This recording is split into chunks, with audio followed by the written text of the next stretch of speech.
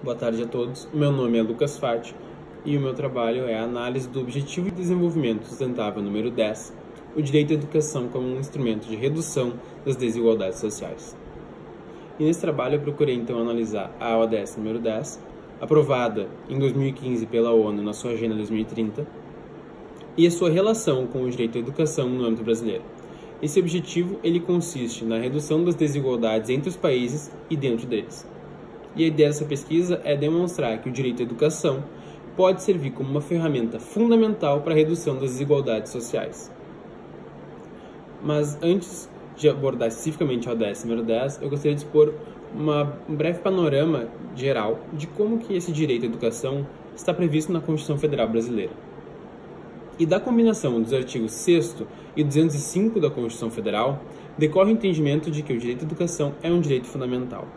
E fundamenta-se no princípio da universalidade a ideia de que o acesso à educação é de todos.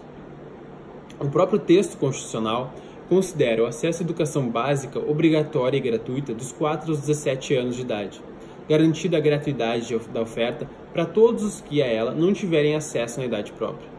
Portanto, é direito subjetivo e, além disso, reconhecido como plenamente eficaz e de aplicabilidade imediata, ou seja, exigível judicialmente quando evidenciada a omissão do poder público.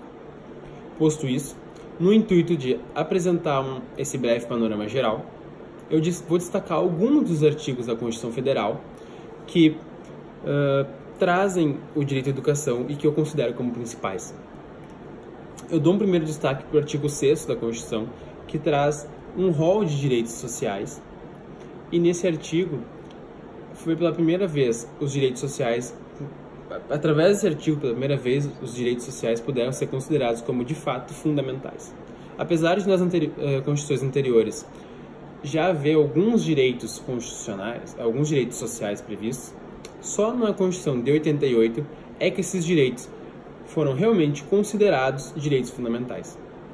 E é evidente que a concretização dos direitos sociais, no caso desse trabalho, o direito à educação, está diretamente relacionada com os objetivos fundamentais da República Federativa do Brasil, previstos no artigo 3º da Constituição Federal, em especial, a redução das desigualdades sociais.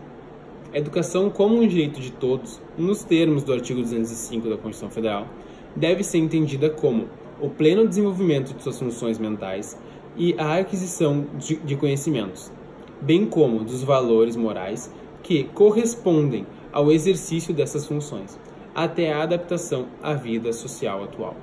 E eu parto agora, então, para a análise específica dos objetivos número 10. E para isso eu vou trazer alguns dados concretos sobre as desigualdades no Brasil e também sobre a questão do direito à educação e do acesso à educação no Brasil.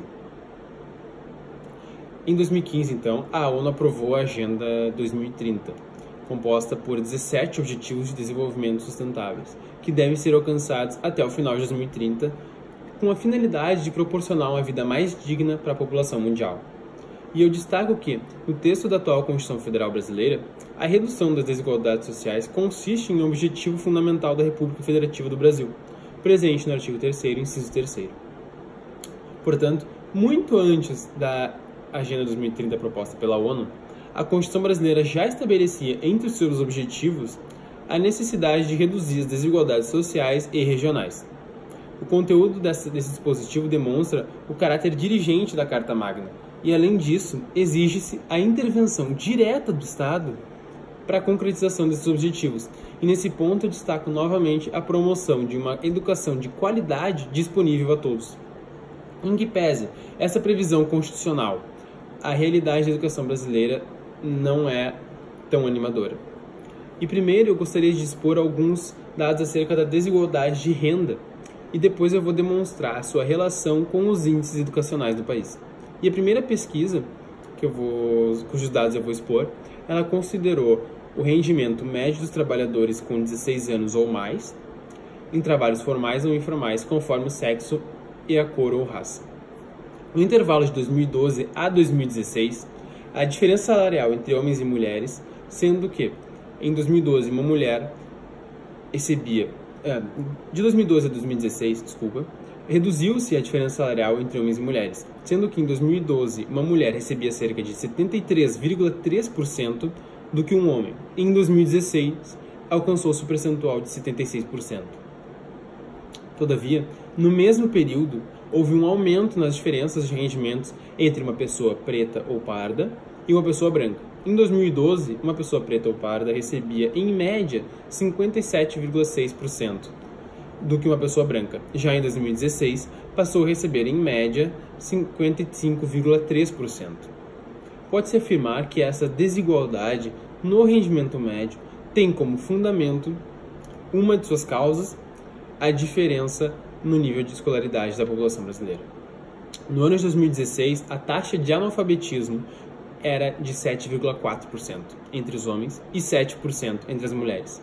No mesmo período, essa taxa era de 4,2% entre a população branca e 9,9% entre a população preta ou parda, a maioria dos brasileiros. Houve a redução de todas essas taxas no ano de 2017, mas, em que pese essa diminuição constatada, esses dados não são animadores, quando se pensa na proporção da população brasileira de mais de 200 milhões de habitantes. Também é desanimador o percentual de pessoas com 25 anos ou mais sem qualquer nível de instrução, que em 2017 chegou a 7,2% da população. Na mesma faixa etária e período, apenas 9,3% da população preta ou parda possuía ensino superior completo, enquanto o percentual alcançado pela população branca é de 22,9%. Posto isso, é fundamental a adoção da Agenda 2030, com os seus 17 objetivos propostos aos países. O que já tem sido feito, no Brasil, pois através do Decreto 8.892, de 27 de outubro de 2016, foi criada a Comissão Nacional para os Objetivos de Desenvolvimento Sustentável, que, entre suas competências, cita-se a elaboração de um plano de ação para a implementação da Agenda 2030.